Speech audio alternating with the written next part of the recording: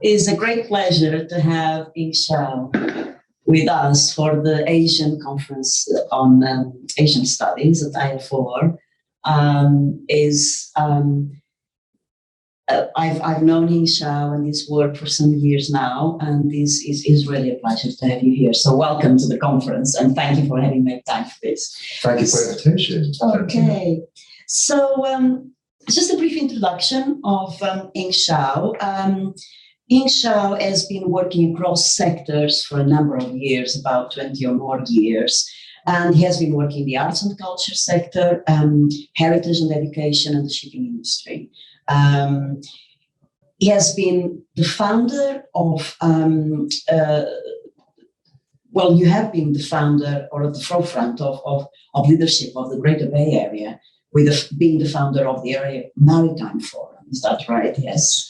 And Hing is also the deputy chairman of the China subcommittee of the Hong Kong Ship Owners Association. Hong Kong is a very important shipping center, not only for finance, insurance, but also for the transport.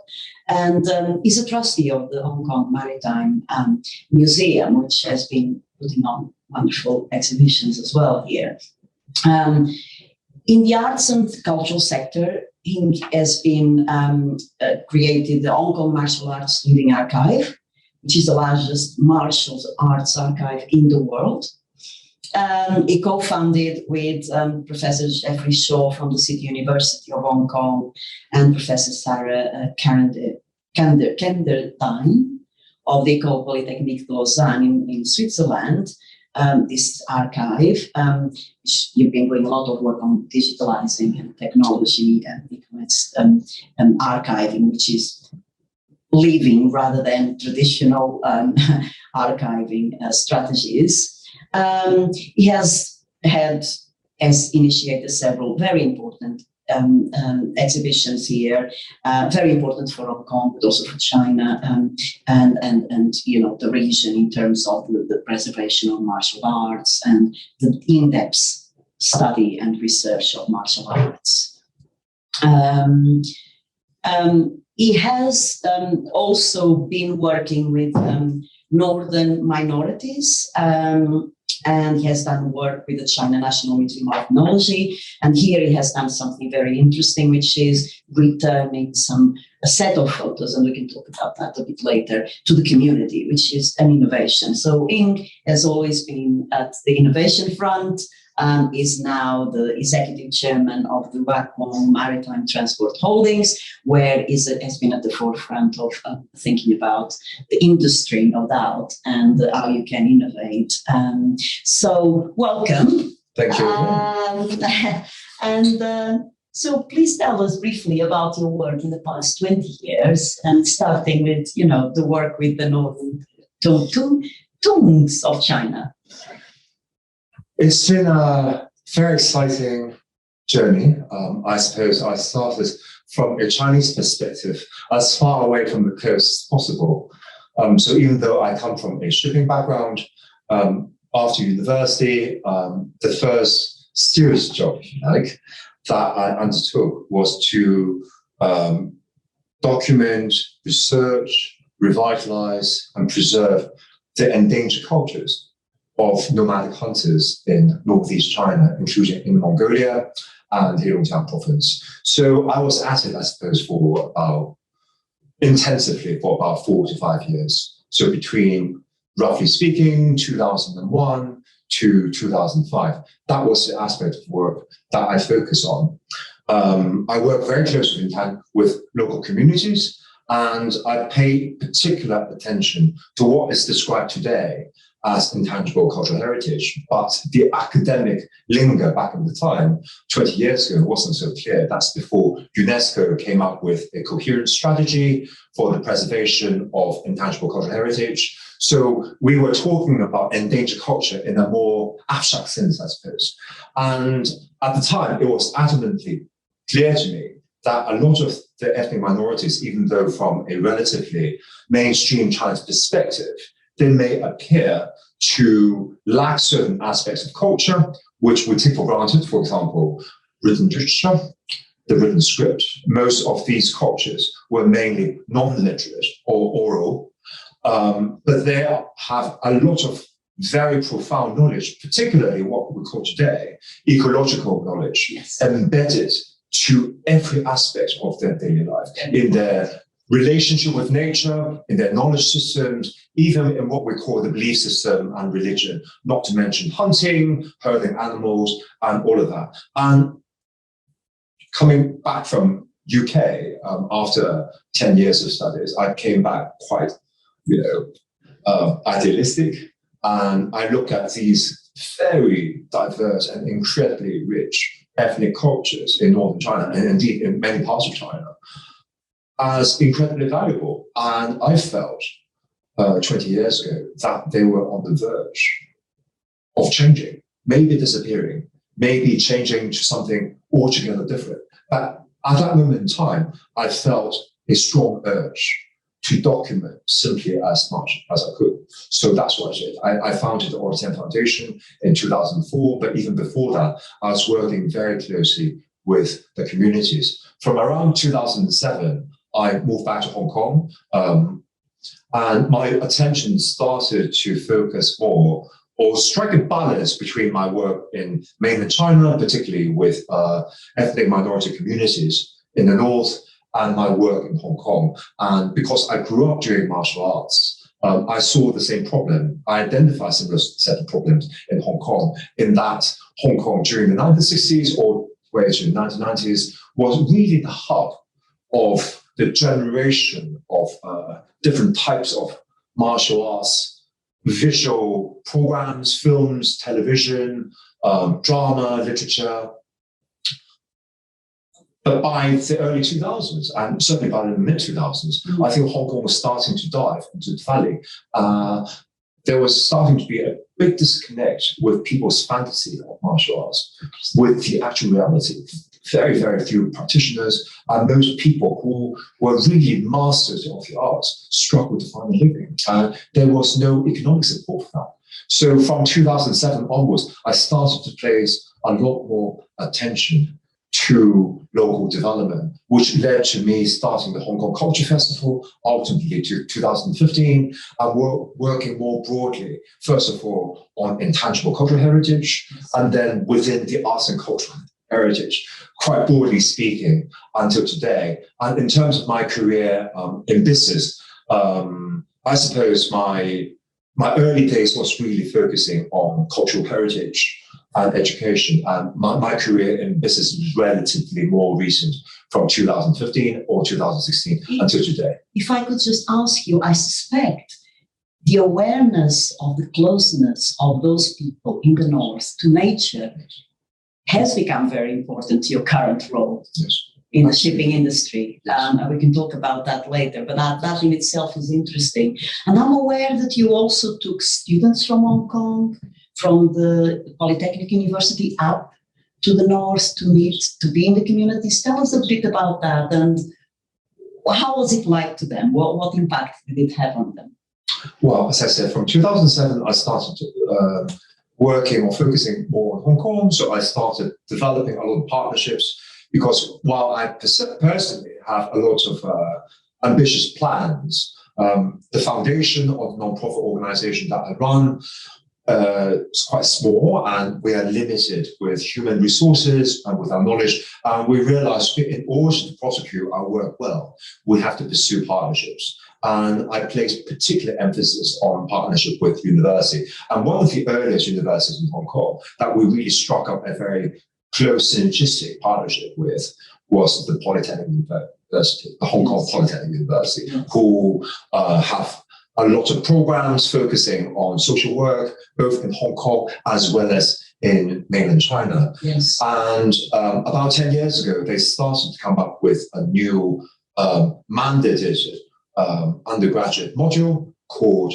service learning, because Polytechnic University very much has application of knowledge to society and community. Yes, they had a very good department of applied social policy. Yes, that's right. Very good. Yes, that's well right. known for that. Yes. So because I I was quite close to the vice president at the time, who was in charge of partnerships outside of university, Professor Angie Yun, who herself, of course, is regarded a very well-respected social worker, academic social work, and regards it as the godmother of rural social work in China. So she and I looked at a lot of issues very much eye to eye, and she knew about my work in Mongolia. She said, wouldn't it be great if you were to share some of your know-how, your knowledge with our students, who can in turn give you the manpower to enable you to do more in the field. Said, wonderful. Why don't we start there? How was it like for the students, and what impact did it have on them? So I taught a course at PolyU under the service learning for about 5 years. So that's between around 2015 to 2000. Every year I had a student group between, in the first year, 20 students to maximum of over 100 students. And imagine every single student who enrolled in the class, not only to have to fulfill class requirements, so a 3-hour lecture per week over a 13, 14-week period, plus some coursework, but they also have to spend 2 weeks with me in situ, in a village, or at a nomadic camp, depending on what we decide to do that particular year in Mongolia. Yes. And the transformation I see with the students within that short 2-week period is amazing. Because tell us about that. What did you see? Because imagine most of my students either come from Hong Kong or from major cities from mainland China, and it really didn't matter so much whether they are born in Hong Kong or Chengdu or Beijing. Yeah. Their view of the world is very urban. And I took them as far away from urbanity and from the urban setting as they could imagine. So people, the nomadic people or descendant nomadic people, they have different concept of time. They have different concept of space. They have different concept of rhythm. It's about adapting to new living environment where it's less dense, where you're very much exposed and you're in nature at the times. Sometimes we're camping out with nomadic people in the hills, on the plains. And so you have to adapt your own habit in terms of diet, in terms of, simple matters like washing your hands or washing your hair or just having a shower or not having a shower or having a bath, bathing in the river instead. So for our students, that was, I would like to think, a life-changing experience, but also because they saw that what they have taken for granted, the environment, the habits that we have in Hong Kong, it's very specific to Hong Kong or Beijing or to the urban setting. But there are many other diverse ways of life, equally important, equally valid. And maybe they also have something to teach us. And the time that we spent with the local community was very much two-way traffic. But on the one hand, we were learning a lot from the local communities, helping them to record their oral history, to preserve the culture, etc. The takeaway of the student, of course, is a completely different way of life. To respect nature, to respect other cultures in a way that in the place of Hong Kong, sometimes we're too sheltered. We simply do not question ourselves. So coming back, the students will come back with a fresh perspective on their interaction, on how they see themselves, on potential career paths, on the relationship they have with the people around them, with the family, for example.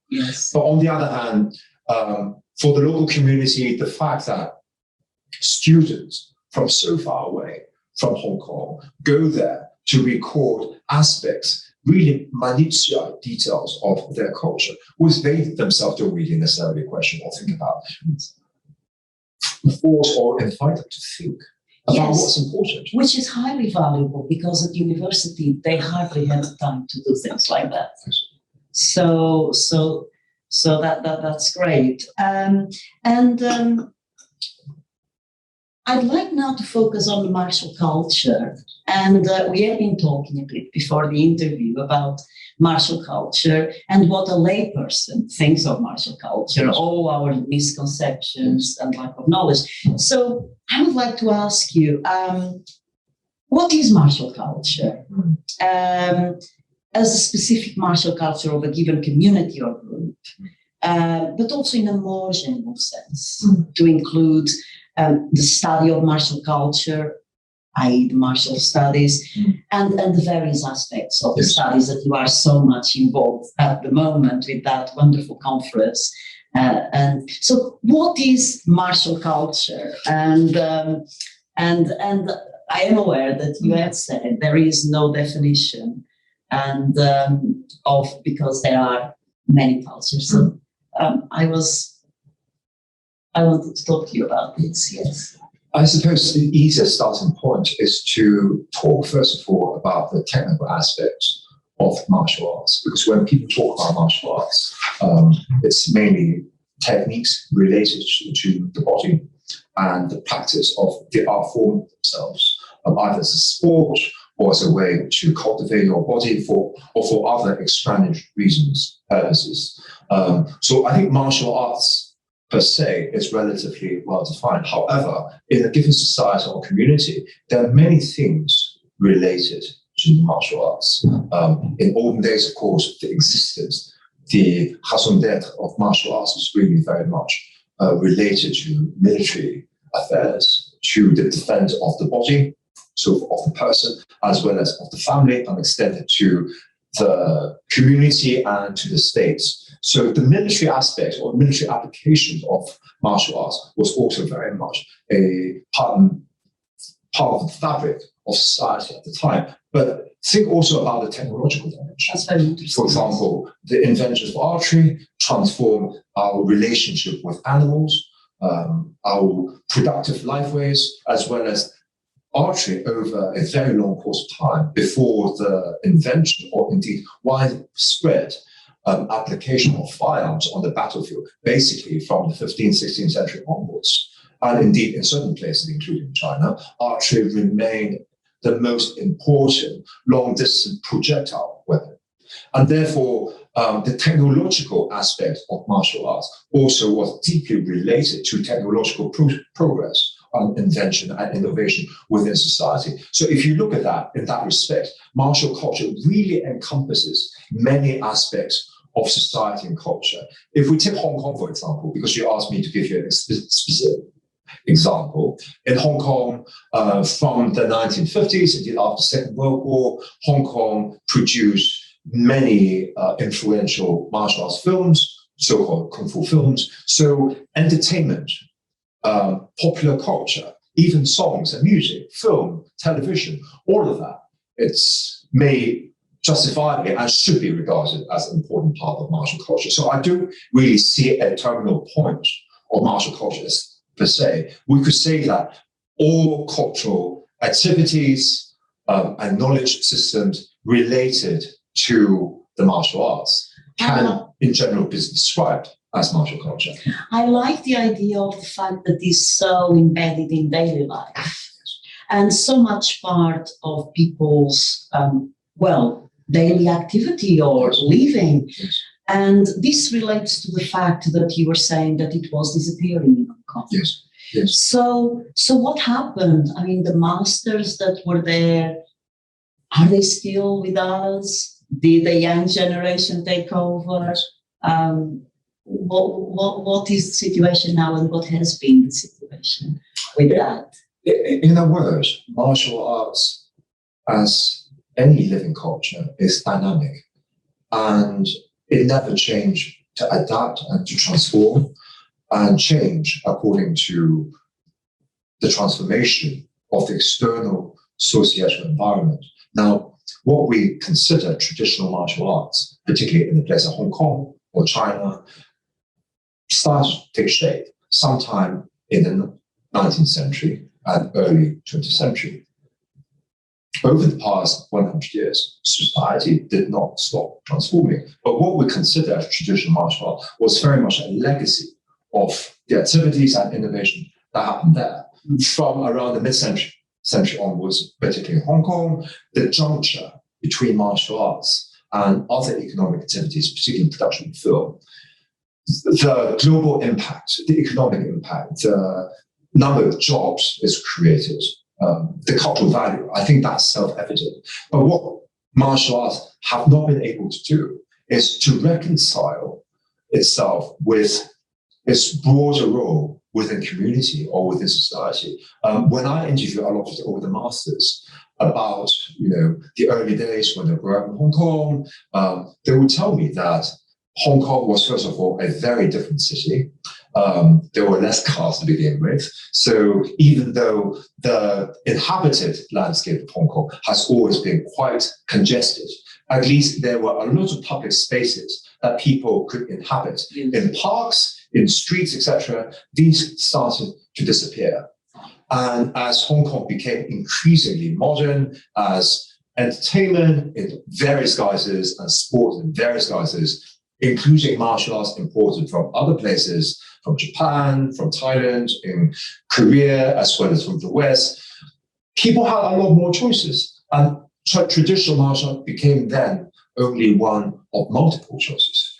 And therefore, with that broader environment, the possibility for masters to continue teaching and making a viable living became narrower and narrower, particularly as the cost of living sprang up in a disproportionate manner to the ability to make a living. And therefore, the displacement of martial art, I think, is the reason why martial arts is no longer as vibrant and as visible and as important in society as it was, 30, 40 years ago. And another important reason, of course, is if we look at, not talking about Japan, the martial arts system in Japan, as we know it today, the Budo system, it was a result of a very conscious effort by the country, by the nation, by the national state, to transform the traditional physical culture into something modern and to embed that within the educational structure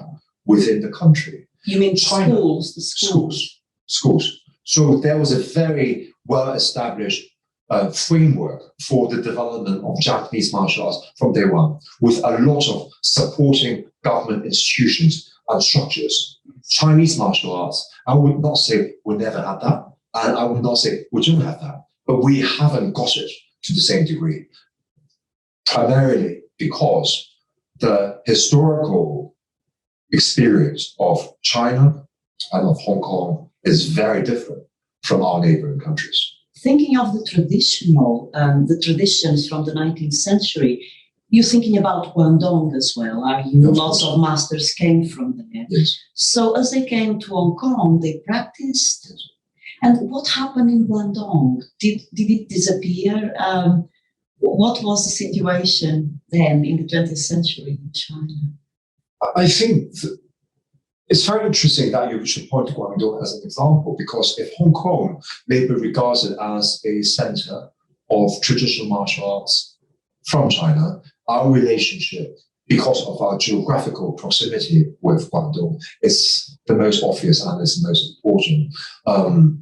Indeed, from the 19th century, late 19th century onwards, practitioners and some masters from Guangdong started to migrate and make Hong Kong their home. This process continued in the first part of the 20th century, and I would say reached a very important point from around the 1930s to after the Second World War, where a lot of really leading masters of Guangdong chose to leave behind places like Foshan and Guangzhou to move to Hong Kong, again, for social, historical, and political reasons. Because of that, Hong Kong is very exceptionally privileged to have continued or to have been in a position to continue some of the most important Cantonese lineages.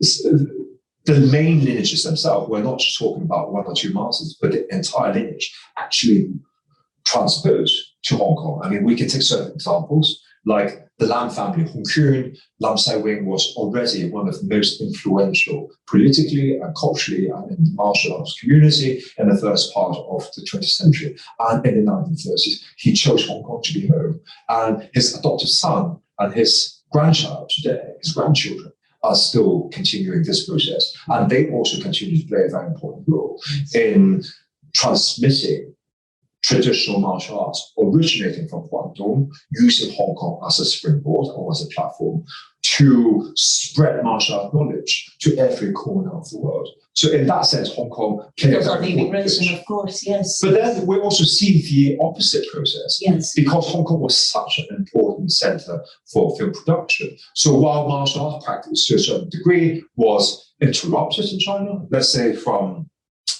the late 1950s, certainly by the 1960s, all the way to the early 1980s.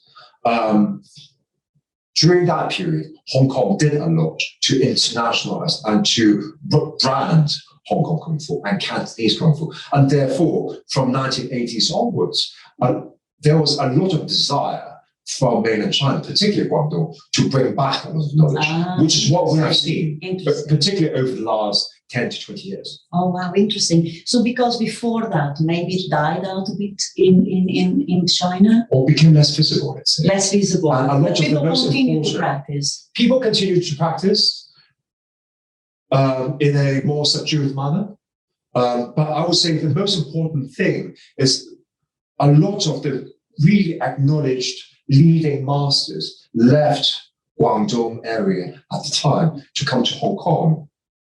And these people, either themselves, then had an opportunity to go back to China, or their descendants as students or their grand students, brought this knowledge back in more recent times. And therefore, as that happens, those movements of population, then the knowledge transforms, is adopted, changed. And this is very much part of what we call the Greater Bay Area story. Yes. And in some regards, if we just focus our minds on Chinese martial arts for a moment, Hong Kong is a microcosm that allows us to really see that diversity of what I call Lingnan martial arts across the entire Guangdong region. Yeah. For example, because of my research in Chinese martial arts, I tend to not look only at specific schools or masters or so-called styles, but regional systems or subsystems. Interesting. For example, one of the most important subsystems, regional subsystems of Cantonese martial arts is what I call Hakka martial arts. Oh, Hakka, the Hakka people. Very much related to the identity, interesting. the customs, the lifestyles, and the history of the Hakka people. Now, the Hakka people, they, over the 300 period, moved from the hill region between Guangdong, so eastern and northern Guangdong, western and southern Minnan, and southern Hunan area. So they all came from this area. Some of them over time migrated to Taiwan.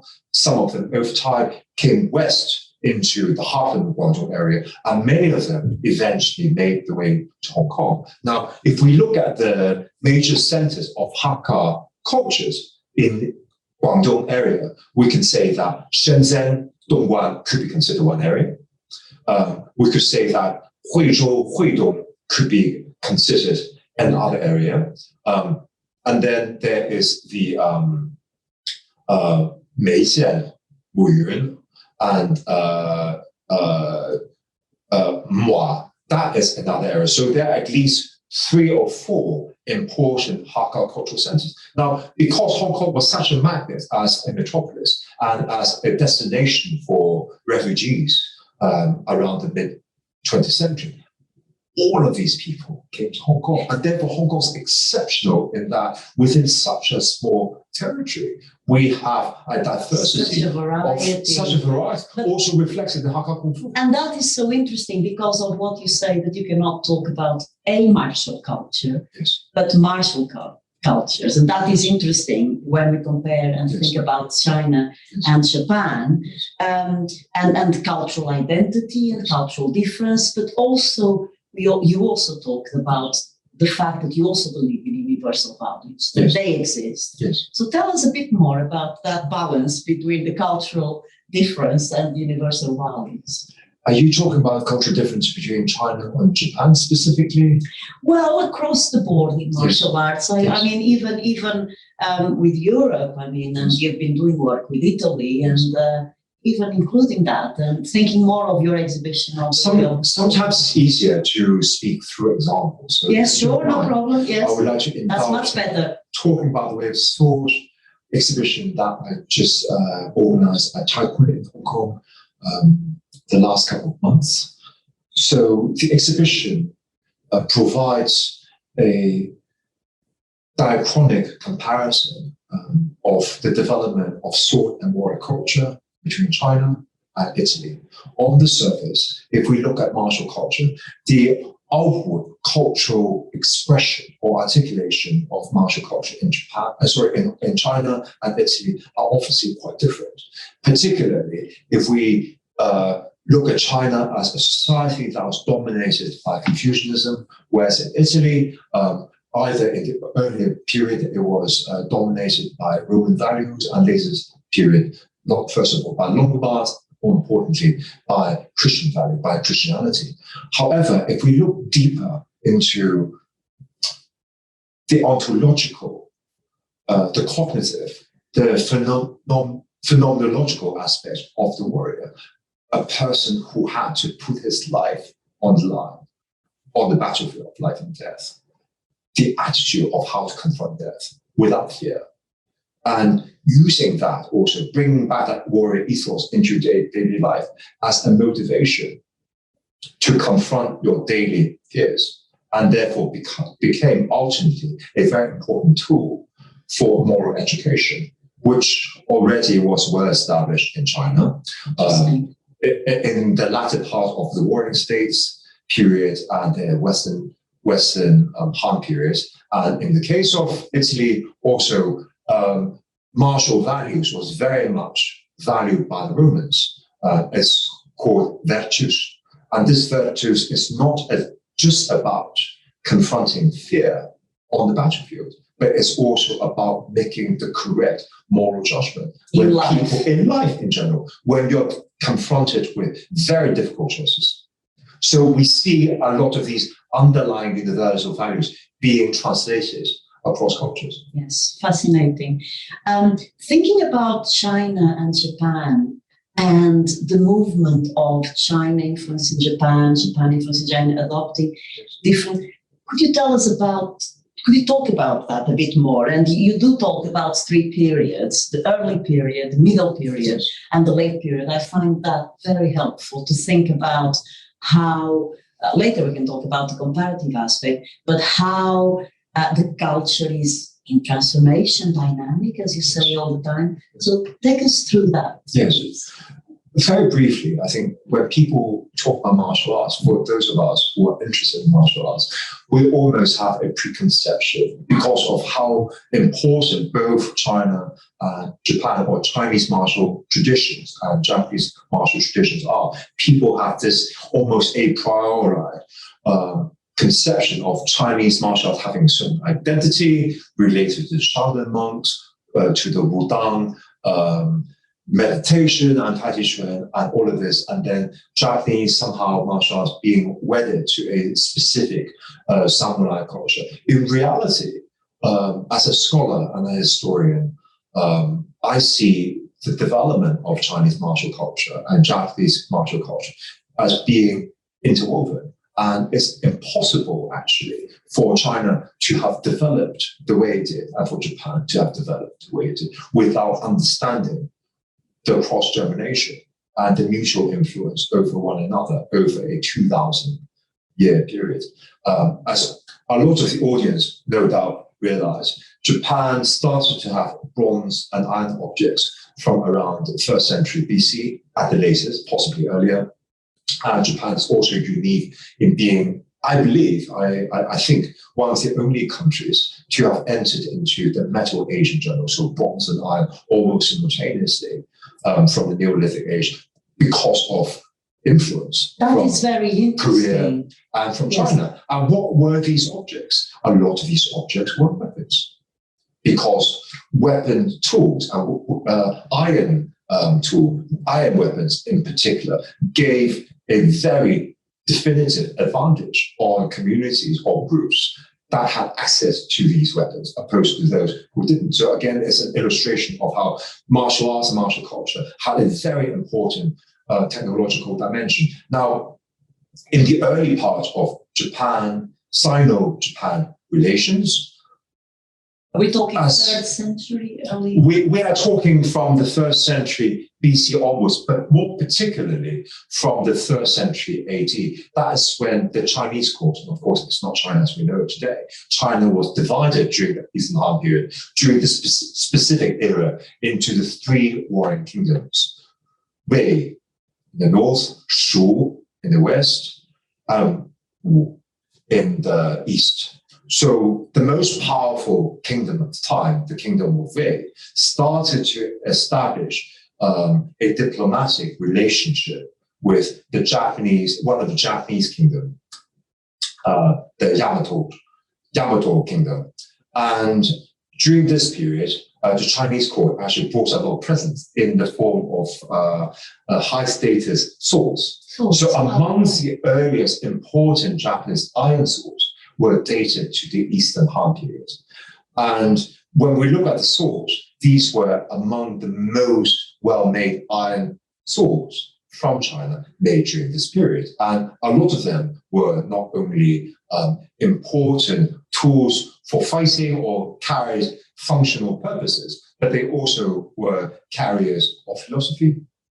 They signified social status, and of course, the techniques of how to use a sword on the one hand, and the craftsmanship and technology of how to extract iron and how to refine iron and to adapt iron and steel for the purpose of crafting very, very high quality swords for fighting. That represented the acme, the peak of scientific knowledge at the time. So during this period, I would say from, roughly speaking, 3rd century AD to around the end of the Tang dynasty, so around the 9th century, that I would describe as the early period of the martial culture interaction between China and Japan. That was defined mainly by China exporting a lot of knowledge and cultural aspects related to the sword and martial domain to Japan. Indeed, not only China, but also Korea at the same time. But then during the Heian period onwards, Japan started to come to its own politically, economically, culturally, and also, importantly, in the martial domain. So the rise of the Nihonto, no one knows exactly when the Nihonto first came to being, but it's around the time of the early Heian period. So this is a time when a unique form of the Nihonto, or the Japanese sword, with a slightly curved long blade that is noticeably different from China, started to emerge. And during this period, as China became more martial as a society, particularly during the transition from the Heian period to the Kamakura period, China went the other way around. From the 10th century onwards, China started to become more internalized as a country, particularly as China was facing a lot of external pressure from the militarily extremely powerful nomadic kingdoms, with the Jurchen, the Khitan, and ultimately the Mongols. So during this period, we saw a reversal in Chinese cultural values from one that was quite balanced between what we call Wen and Wu, between the civil and literary aspects and the military aspect, to one leaning more heavily on the civil, bureaucratic, and literary. Whereas Japan went the other way around.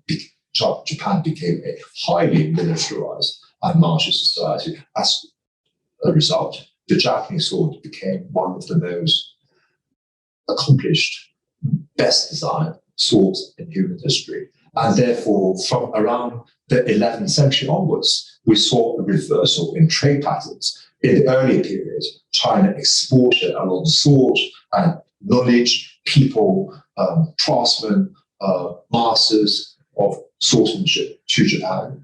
In the second period, we started to see certain documents on paper that Japan started to become a net exporter to swords to China.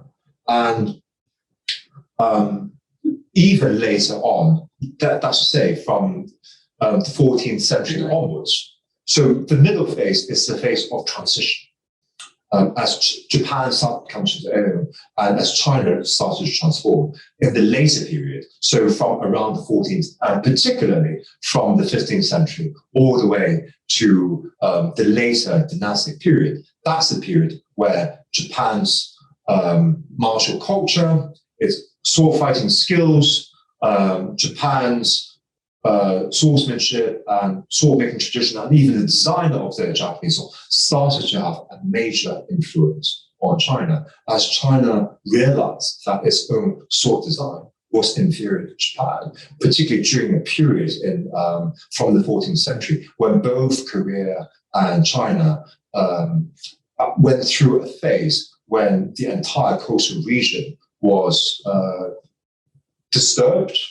One could say invaded. At war, yes. At war, yes. With seaborne military corporations known in Japanese and Chinese as Woko, and mistakenly thought by many people as representing simply Japanese pirates. In reality, the ethnic and cultural composition of the people behind these were a lot more complex. As historians have realized, it's not only Japanese, but there were also a lot of Chinese and indeed people from Southeast Asia or even from Korea. Well, Okinawa was a kingdom back then. Yes. So yes. Interesting. Yes.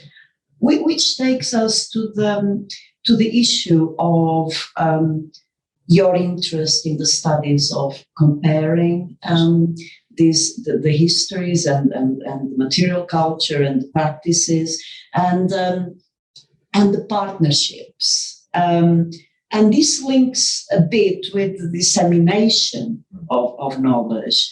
And I'm interested in the teaching and the learning and the documenting and the researching bit. And I know that you are having a big push on the issue of technology. Tell us a bit about that and how you see more on the contemporary stage. How do you see this comparative partnerships going? Because you have the experience of the shipping industry, if you'd like to say a bit about that in terms of the cooperation within the Greater Bay Area, which Hong Kong is together with another 10 cities, is it? Macau, Zhuhai, Shenzhen, Hong Kong, and then all the other cities involved, is really a power. So tell us a bit about that, all that back and forth and the relation China-Japan and the dissemination of knowledge and technology. It's a complex question, so let me try to address it. Bit by bit, yes. As I said at the beginning of this interview, I'm a big believer in partnership. And I think we work more effectively oftentimes through partnership. We waste less resources and we're more able to tap into a diversity of talent. And when we talk about the conservation of endangered cultural aspects, including historical or traditional martial arts, for example, time is of the essence. The masters are not getting younger, and indeed some of the masters with whom we have worked very closely and documented a lot of their knowledge through oral history, through photography, through motion capture, and other new media methods. Some of them sadly have passed away over the last few years, and we were able to harness the resources available, for example, through partnership schemes at City University, who are one of the world-leading creative media schools in Asia, and they have, a wonderful motion capture facility. That has enabled me to not cut many corners, but shorten the path, let's say, and particularly working with world-leading experts like Jeffrey Shaw, like Sarah Candidine, who have done so many important heritage projects around the world, both with built heritage and intangible heritage, and working with dancers and with theater groups, including with Kyogen in Japan. So by pooling our resources, knowledge, and connections together, we were able to get off the ground and really get things started and moving very rapidly. And I think, going forward, as we're also believers that cultures do not evolve in isolation.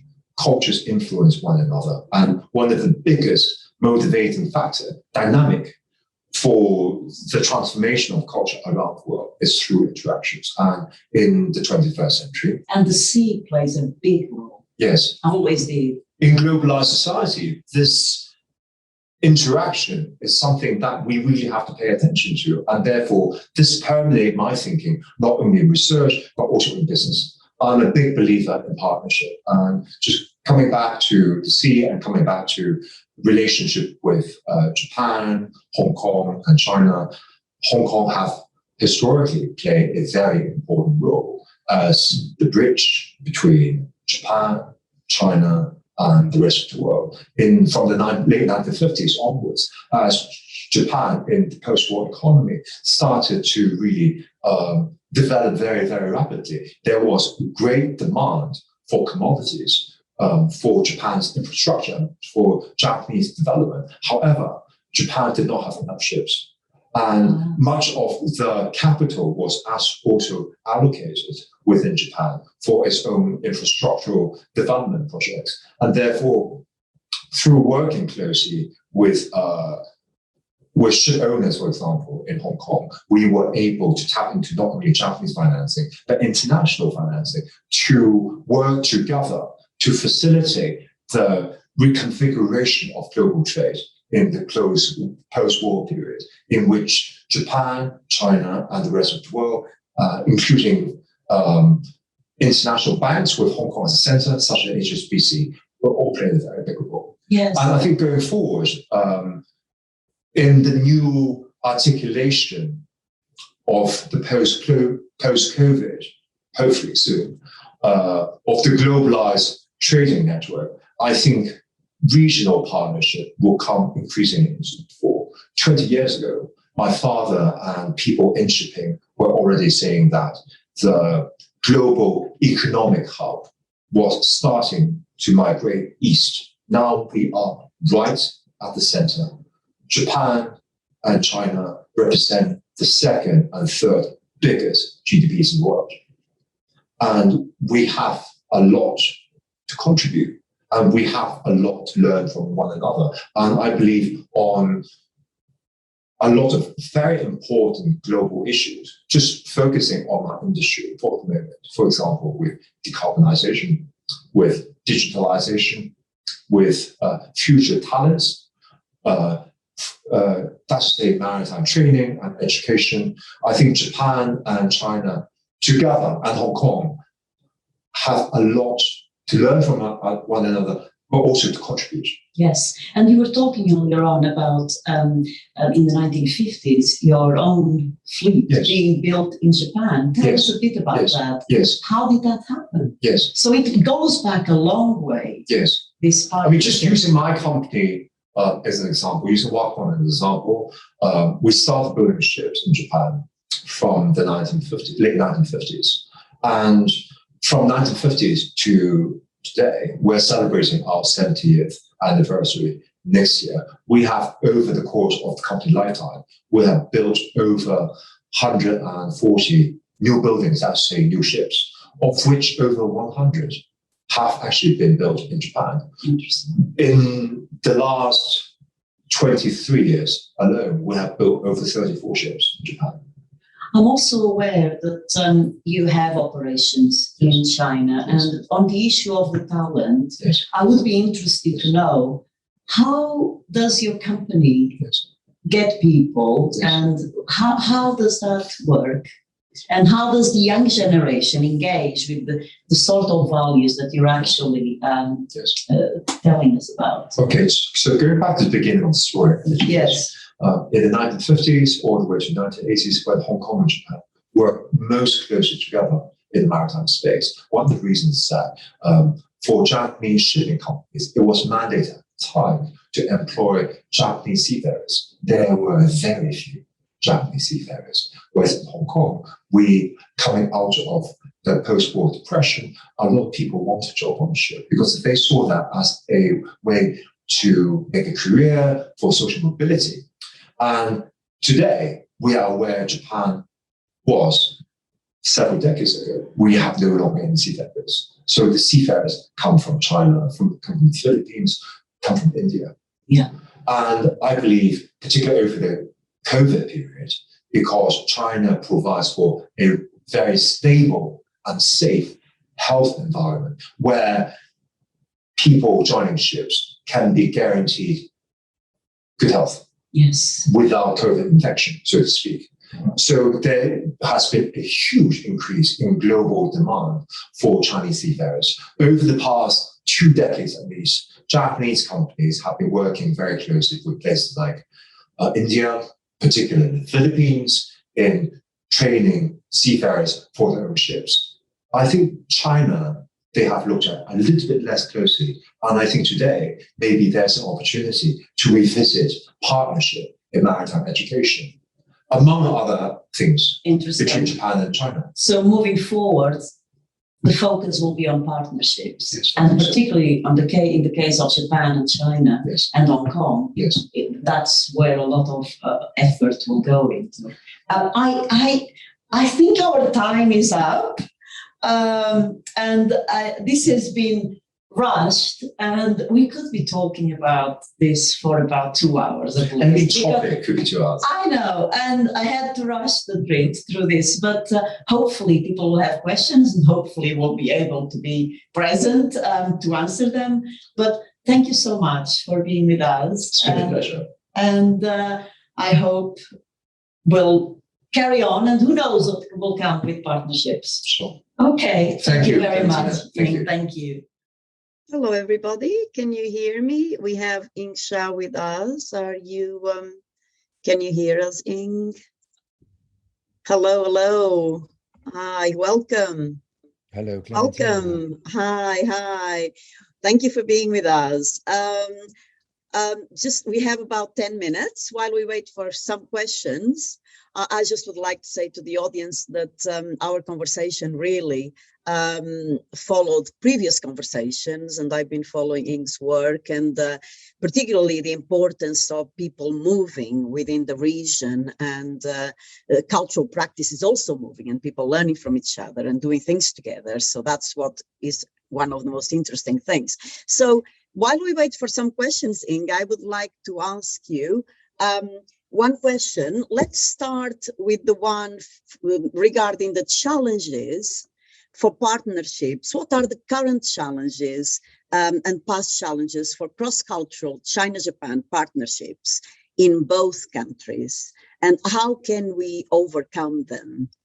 We talked a bit about that. So if you could say a bit about that, or if you would like to add anything to the interview. We didn't have much time to focus on many of the issues we wanted to focus on. So please choose if you would like to answer the question, or if you would like to add anything. Sure. Hopefully, as I have somewhat illustrated during the interview, China and Japan, of course, have a very long and very profound relationship that go back over 2,000 years. Culturally speaking, both countries share many things in common, including beliefs or ideology in Confucianism and Buddhism, in particular Zen Buddhism, which to a large degree really define cultural values as well as social structures, behavior, and relationships in these countries until today, really. However, because of this very long relationship between these countries, as well as of all the positive exchanges that we have spoken about, through trade, exchange of material goods, exchanges in ideas and religion, culture and philosophy, of course, there were also conflicts. Or what's something that we could call as conflictual exchange. Because of this highly complex relationship, attitude towards one another across China and Japan is fraught with, for lack of a better term, historical memories, which could be sometimes very emotional and could lead as easily to affection as it could to misunderstanding. And therefore, sometimes small misunderstandings or disagreements could get blown out of proportion and lead to very strong responses, which sometimes create difficulties in cultural exchanges between these countries. And of course, politics, international politics come in the way as well. However, I do feel that today, younger generations are less burdened by the past compared to several decades ago. And I think it's very important that we embrace and focus on what unites us and celebrate our common values and heritage. And when we look at difference and when we look at the ways in which China and Japan, Chinese and Japanese peoples are different, we should respect these differences, respect each other in difference, and learn from one another's strength rather than see that as a cause of division. Finally, I think it's very important, increasingly important, between China and Japan, but also across the region and indeed globally, to find common ground. And I think there's a huge amount of common ground between these two countries as their strengths complement each other extremely well. So all in all, I would say stronger cross-cultural collaboration will ultimately promote better and greater mutual understanding, but also in the process help Japan and China understand one another and understand themselves better. What do you think that educational establishment, what role do you think they can play in doing exactly that? And how can we inspire the young generation to actually come together and switch to collaboration mode? I think there are so many things we can do. Of course, one of the tried and tested ways of bringing students together is through educational exchange. And I think there's scope to do a lot more, not only at the tertiary level, but indeed at the secondary level and perhaps at the primary level as well. But I think in terms of deepening mutual understanding, having joint partnership at a slightly more advanced university or postgraduate degree level will certainly help. And I think as China now places a lot of emphasis on the development of cultural industries, on technologies, these are all aspects that Japan is one of the global leaders in. And I think, just identifying projects where the right parties from these two countries can engage and work with one another is a really good starting point. And of course, with the facility of digital tools and digital technology, we can do this much better and much more easily than had been the case in the past. So educational establishments have a big role to play. And of course, so, on the ground, people don't always have that perception, that wider view that you so well explained. It is selected individuals and organizations, and hopefully at university, the people can see that as a way forward. But perhaps might be room for actually having that incorporated in the curriculum, as you said, in the studies, but also involving students at a much earlier stage in research and working together with organizations. Would you see that as being a way forward? Well, I think generally speaking, in the digital age, education has become much less a one-way traffic from the teacher flowing to the class or to the students, but becomes much more collaborative and much more open. And I think, the way forward is really to throw up questions, particularly from secondary school onwards, where you invite students to look at important historic, cultural, artistic, technological questions, and maybe through partnership and working with Japanese counterparties or students and colleagues, try to find the answers together. And I'm sure this type of engaged collaborative work will lead to new insights that perhaps no one have, or just lead to questions that people haven't asked in the past.